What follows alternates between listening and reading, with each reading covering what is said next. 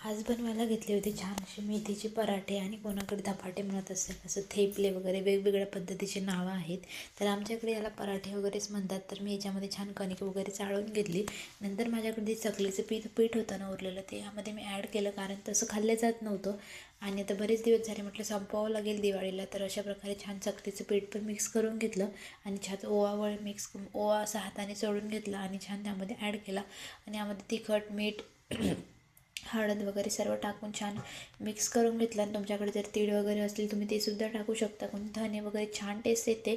अशा प्रकारे कणिक मळून घेतली आणि छान छोटे छोटे पराठे रेडी करून घेतले. आणि जर तुपामध्ये जर तुम्ही ते भाजले तर एक नंबर लागतात आणि असे मऊसर येतात. आणि थंडीमध्ये असे मेथीचे पराठे झालं, पालकचे पराठे झालं, खूपच छान लागतात खायला.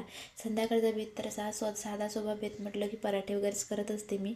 आणि छान अद्वीला पण खूप आवडतात. अशा प्रकारे पराठे वगैरे रेडी करून घेतले आणि त्यासोबत शेंगा चटणी बनवली होती. आणि इकडे शेंगा चटणीची तयारीसुद्धा करून घेतली होती. आणि थंडी एवढी वाढली आहे ना बाहेर, त्यामुळे मी कोमट पाणी करून ठेवते आणि अद्वीला पण देते आणि मी सुद्धा पिते, थोडं सर्दीसारखं वाटायला त्यामुळे. आणि अशा प्रकारे भांडी वगैरे लावून घेतली होती. आणि संध्याकाळी थोडेसे कपडे वगैरे बाहेर वाळत घातले, ते पण घरात आणले होते आणि छानपैकी घड्या करून ठेवले होते. आणि कपडे पण खूप जाड असल्यामुळे आज काही व्यवस्थित वाळले नव्हते, उद्या परत उन्हाला टाकावं लागतात. तर अशा प्रकारे थोडे सध्याचे घड्या वगैरे करून ठेवले. आणि नंतर असं तर जेवायला वगैरे घेतले आणि नंतर आदवीला सुद्धा जेवायला दिले ना. असा होता आमचा दिवस. चलो भेटूया नेक्स्ट ब्लॉगमध्ये. चलो बाय.